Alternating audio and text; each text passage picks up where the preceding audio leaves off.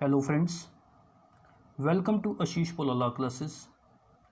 Today in the present lecture of Indian Penal Code, I am going to discuss very important topic with you, that when there is absence of criminal intent while doing an act. So if there was not any criminal intent on the part of the accused while doing an act, he will be protected by some sections of Indian Penal Code, and these sections has been discussed in IPC from section 81 to 86 and section 92 to 94 of IPC. Before I start this topic, it is very important for us to know what is the meaning of criminal intention. Criminal intention means the purpose or design for doing an act. What is your purpose for doing an act? The act which is forbidden by the criminal law, and you are doing that act without any just excuse or without any just cause. That is called to be the criminal intention.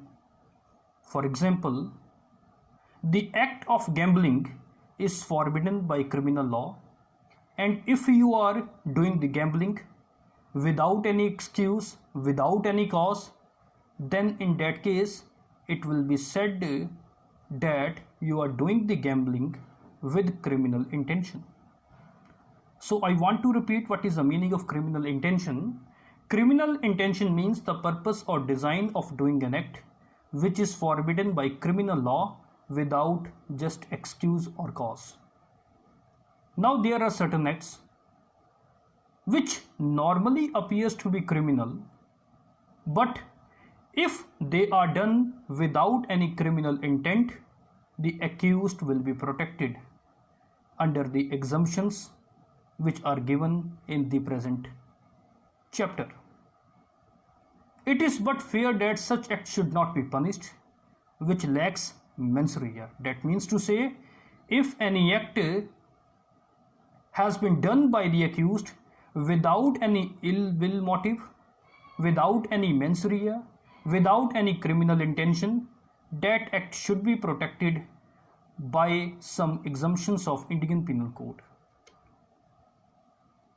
In Indian Penal Code, there are 7 such acts which are mentioned in section number 81 to 86 and section 92 to 94 of IPC, where there is absence of any criminal intention.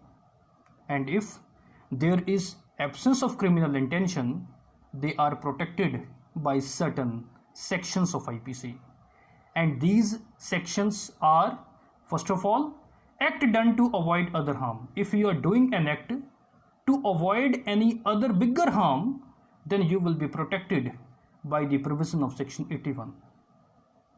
If any act is done by a child, that will be protected by the provisions of section 82 to 83.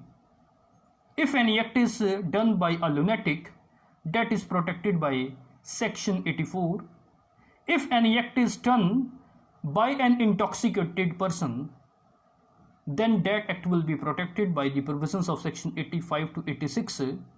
And if there is any type of bona fide act which is done for the benefit of another person, then that act will be protected by the provision of section 92 of IPC.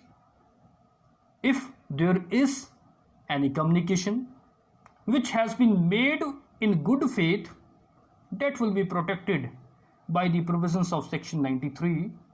And lastly, if any act is done under certain compulsion or under a threat, that will be protected by the provisions of section 94.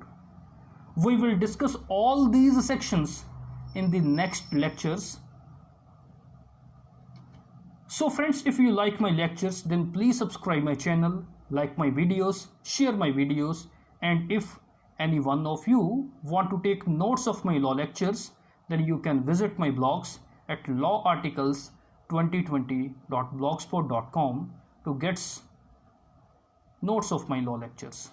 So in the next lectures, I will discuss with you all these sections one by one. If you want to take notifications of these lectures, then subscribe my channel firstly. Thank you very much.